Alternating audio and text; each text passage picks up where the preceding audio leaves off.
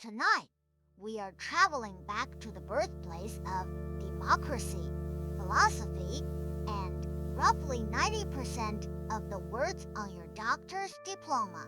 Ancient Greece. We have all been sold the glossy version. Sunday-drenched marble, wise men in clean robes stroking their beards, athletes who somehow always had perfect lighting. But peel back the olive oil, and you will find a civilization that did things so casually horrifying they would make a modern HR department spontaneously combust. Tonight, we are exploring the disturbing things the ancient Greeks considered completely, utterly normal. Congratulations. You have just woken up in Athens, the year 430, because the sun is rising, the air smells of wood, smoke, and yesterday's fish, and somewhere nearby, someone is already sharpening a knife for a very nervous goat. Good luck. Before we talk about your morning, we have to talk about the fact that your morning almost did not happen in ancient Greece. Being born was not the same thing as being kept. When a baby arrived, it was not immediately welcomed with balloons and a tasteful pastel banner. It was inspected. The father looked it over like a man considering it. And if the child was unwanted, Too sickly the wrong gender, or simply one mouth too many to feed, it could be exposed, left outside the city, on a hillside, or a roadside, to the mercy of the elements. Or roadside, to the mercy of the elements, or whoever happened to wander by. The decision usually fell to the head of the household, the father, and it usually happened within the first days of life, before the baby was formally accepted into the family in a small ceremony. Until that ceremony, the newborn existed in a kind of terrible limbo, a person who was not yet quite a person. There was no paperwork, no authority to appeal to, no neighbor who would intervene. The choice was considered a private family matter, the way you might today decide whether to keep a wobbly old chair or finally haul it to the curb. Except the chair was a baby. The reasons were grimly practical, which somehow makes it worse. A poor family might simply lack the food to raise another child. A daughter could be seen as a future expense rather than a future earner, since she would one day need a dowry. So girls were exposed more often than boys. A visibly weak or disabled infant might be abandoned because survival was hard enough for the strong. There was cold arithmetic behind it. The math of people living one bad harvest away from starvation, and the answer to that math was sometimes a basket left in the dark. It is worth sitting with how normal this was. These were not monsters cackling in the shadows. These were ordinary parents in a society that simply drew the line of who counted as a member of the family in a different, harsher place than we do. The same culture that would go on to write soaring poetry about love and fate treated the first days of a life as a provisional trial period. Imagine a world where being born came with a return policy, and the window was about a week. So as you lie there on your first morning in ancient Greece, take a breath and appreciate that someone at some point looked you over and decided to keep you. You passed the inspection. You made the cut.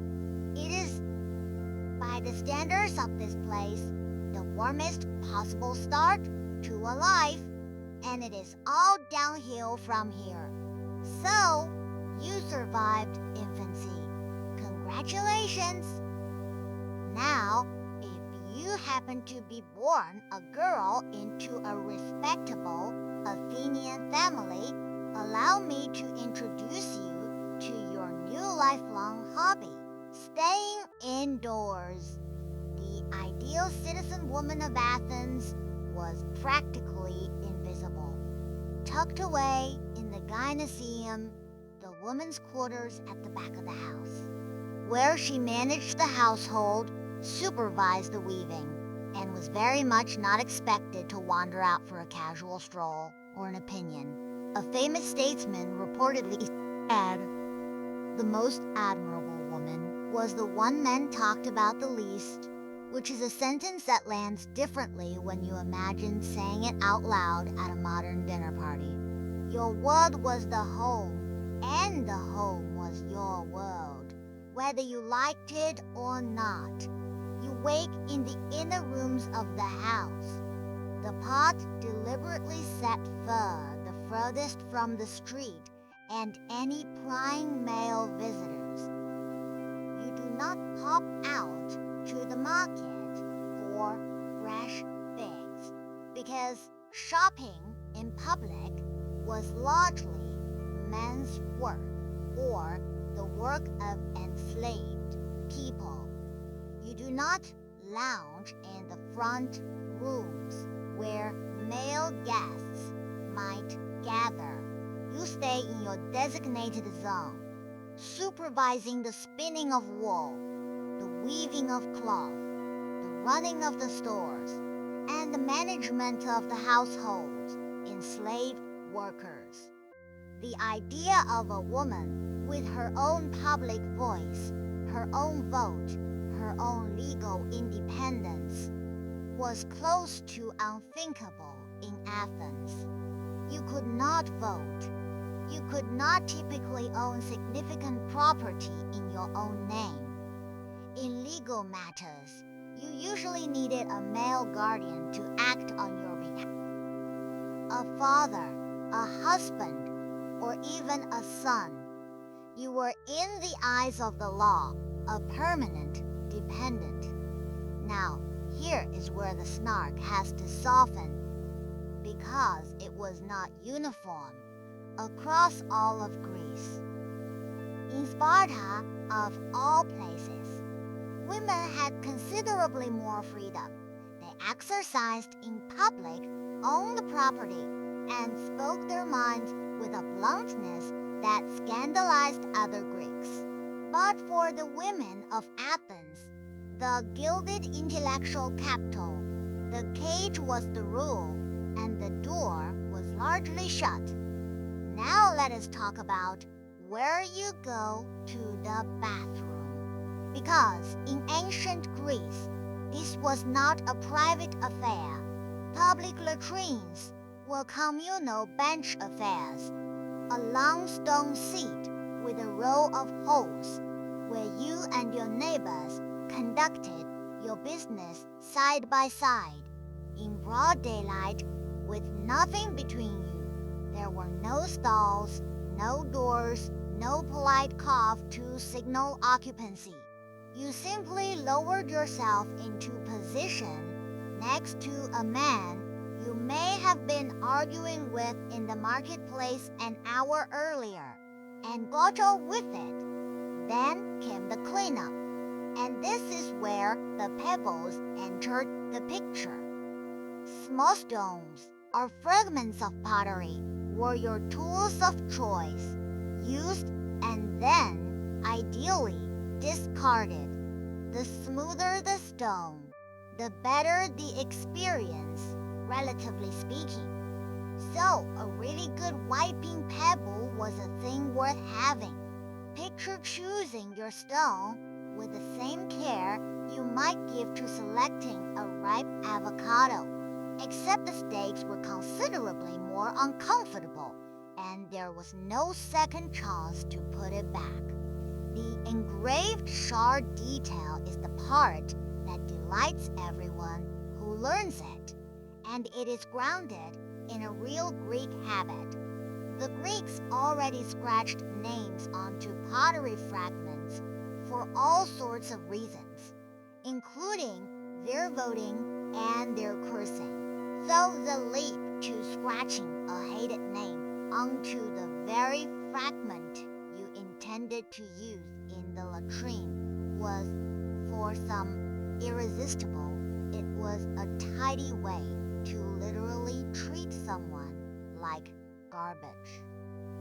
A physical insult delivered in the most degrading manner imaginable. You could not unfriend somebody in ancient Greece, but you could do something considerably more pointed. Now you will want to freshen up, except soap, as you know it, was not really a thing yet. So, how did a self-respecting Greek get clean? Oil. You slathered your body in olive.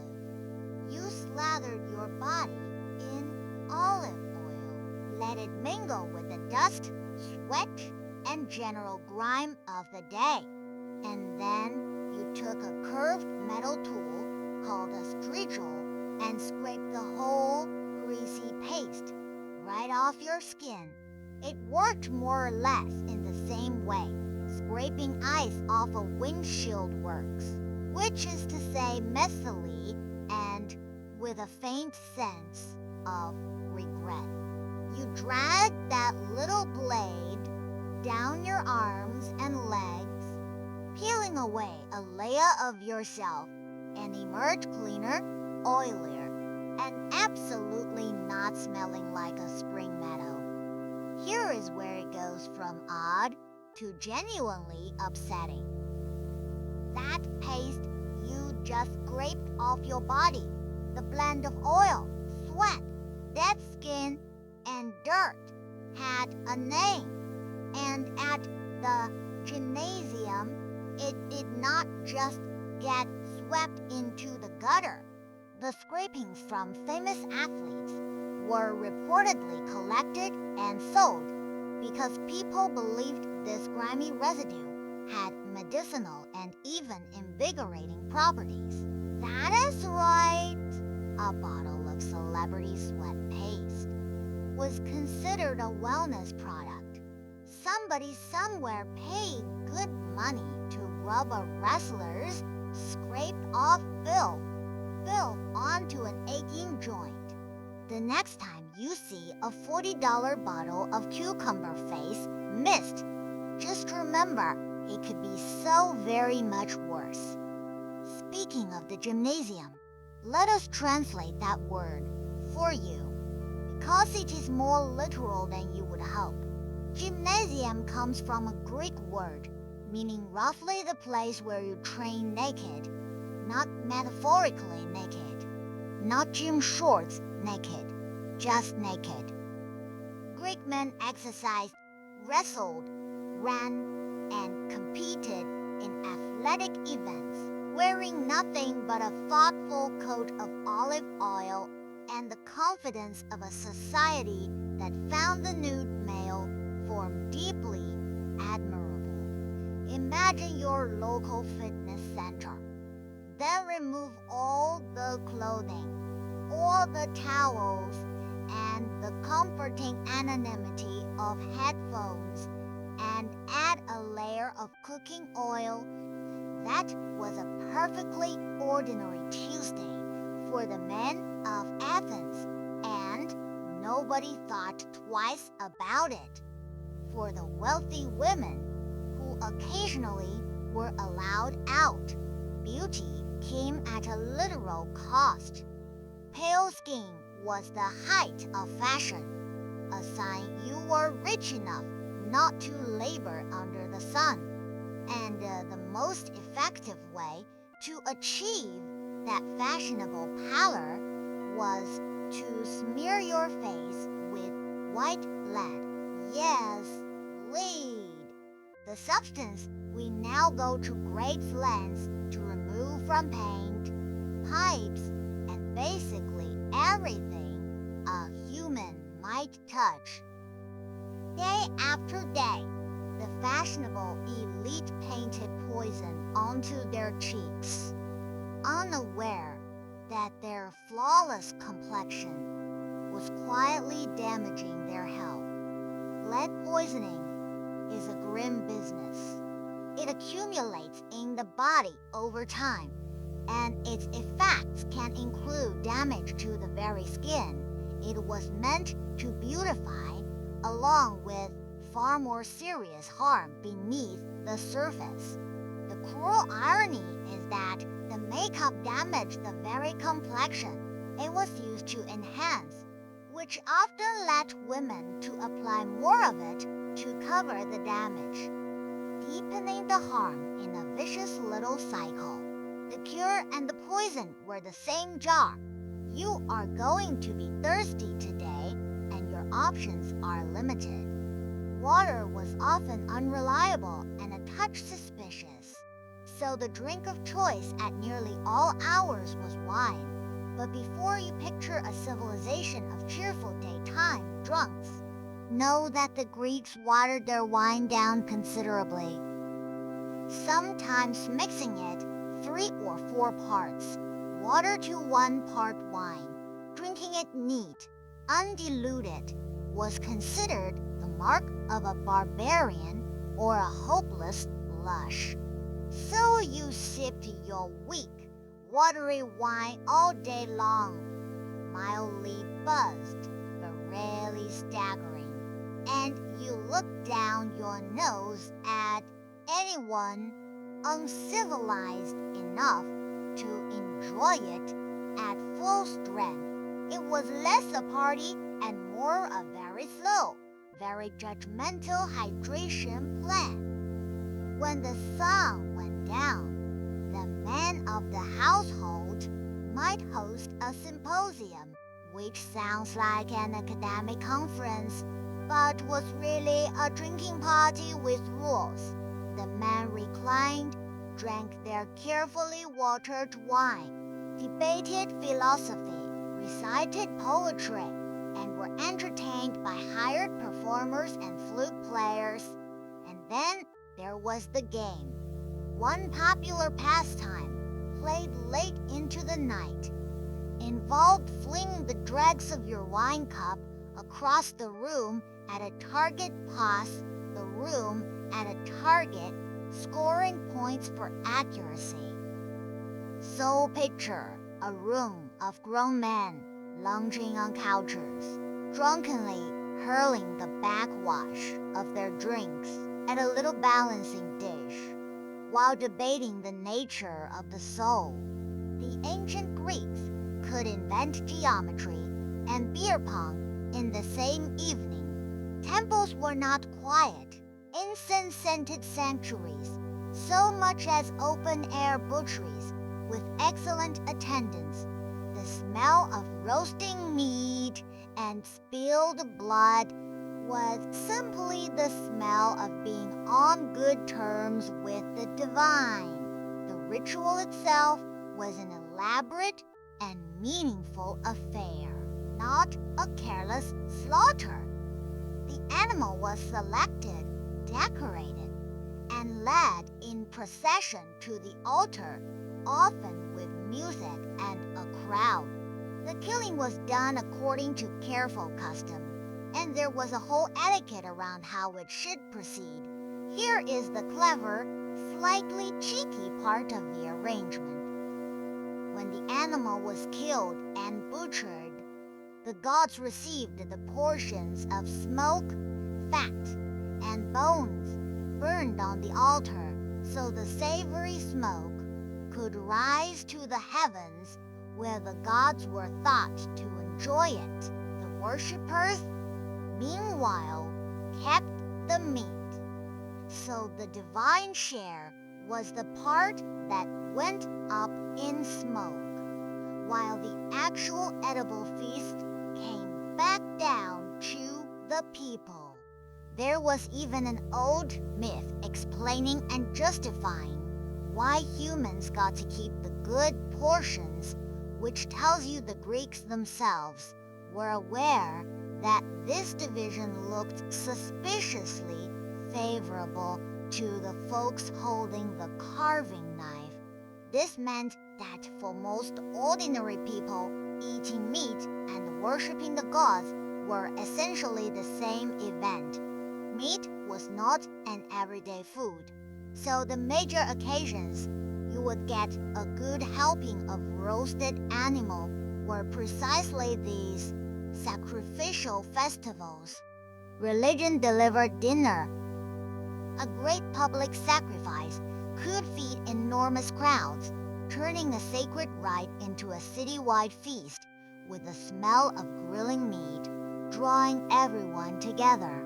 Picture the central sacred spaces of a Greek city, not as serene marble retreats, but as bustling, smoky, crowded sites of slaughter and celebration. The ground stained, the fires roaring, the crowds gathered for both worship and supper. Before any important venture, a battle, a voyage, a marriage, a wise Greek wanted to know how the gods felt about it. And the way to find out was to look inside an animal. Specialists, called seers, would examine the entrails of a freshly sacrificed beast, paying particular attention to the liver, searching its shape, color, and markings for divine signals. A healthy, well-formed liver meant the gods approved, and ugly or diseased, one could halt an entire army in its tracks. Generals delayed major campaigns over a discouraging spleen. It was a high-stakes system of decision-making that placed the fate of cities squarely in the hands of a slippery internal organ. Imagine the fate of thousands of soldiers hinging on whether the next sheep's liver looked sufficiently auspicious. The pressure on the seers must have been considerable, and one suspects a clever seer learned to read the room as carefully as he read the organ. The Greeks built temples to reason and gave us logic itself, and they would still pause everything to consult a liver. The mind that questioned everything could also stake its survival on the look of an organ, which tells you that even the most rational people will reach for reassurance wherever they can find it. For the truly big questions, you did not settle for a sheep's liver. You traveled to Delphi to consult the oracle, the most respected source of divine wisdom in the Greek world. There, a priestess known as the Pythia would deliver prophecies while seated above a chasm, possibly amid rising vapors, in an altered, trance-like state. Her answers were famously vague, riddling things open to wild interpretation. And yet, kings, generals, and entire city-states made world-altering decisions based on them.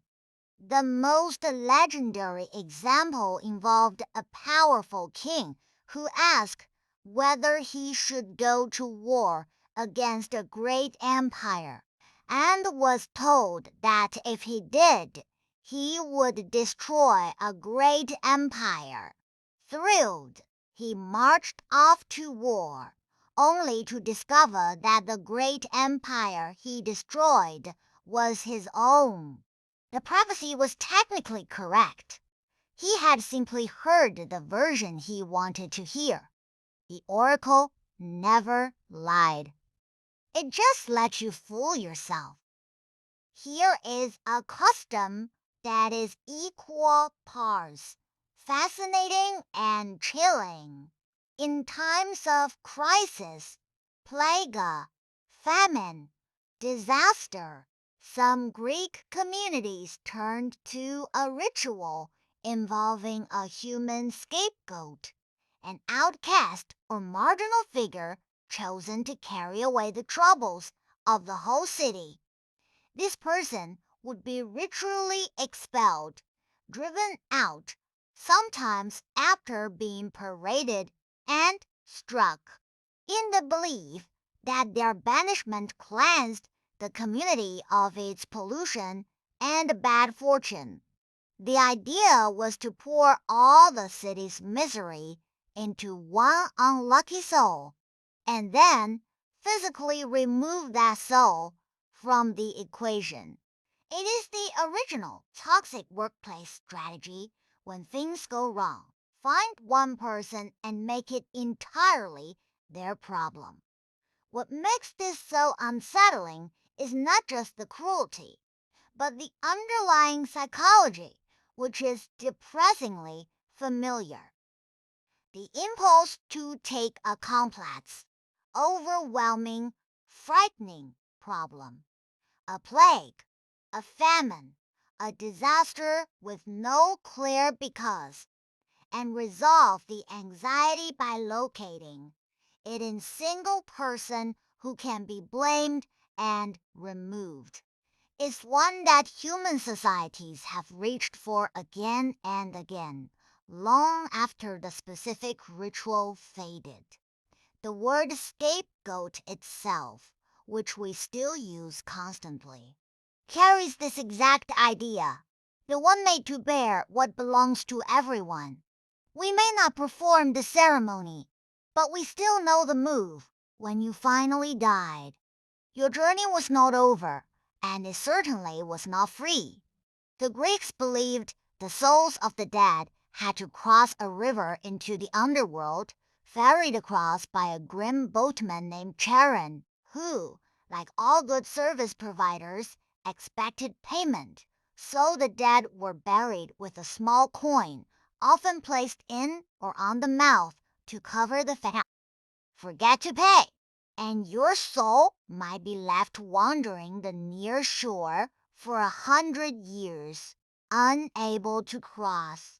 It is a strangely bureaucratic vision of the afterlife. 唯一 eternity has a cover charge, and the universe's most important fairy takes exact change only.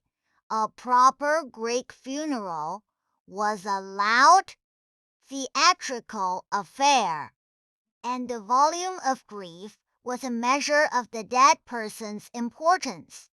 To make sure the lamentation was suitably impressive, families could hire professional mourners, usually women, whose entire job was to weep, wail, beat their chests, tear at their hair, and sing songs of grief on cue. The more dramatic the display, the more honored the deceased. So your send-off could be staffed by strangers, paid to be inconsolable about a person they would never met. It was outsourcing at its most heartfelt. Not everyone trusted the gods to sort out justice on their own. So the ancient Greeks took matters into their own hands. With curse tablets, you would take a thin sheet of lead, scratch in the name of your rival, your unfaithful lover, your courtroom opponent, or the charioteer you would bet against, along with a detailed wish for their misfortune. Then roll it up, sometimes pierce it with a nail, and bury it somewhere close to the dead or the underworld, like a grave or a well. The idea was to deliver your curse straight to the powers below. It was passive aggression elevated to a sacred art, the ancient equivalent of subtweeting, except permanent and addressed directly to the spirits. So, as you settle into whatever comfortable position your modern furniture allows, on a mattress with springs, in a room with running water and soap, and a bathroom that is ma mercifully Private! Maybe spare a small thought for the people who lived in the world we have just walked through. They invented democracy. They invented democracy. They invented philosophy. They invented geometry and theater and the alphabet we still use. And they also did all of this. The Greeks were brilliant, and they were disturbing. And those two facts turned out to be entirely compatible. Sleep well and count your blessings, including the small one of living in a world where you can be born. Get clean, eat, drink, mourn, and die without ever once having to scrape yourself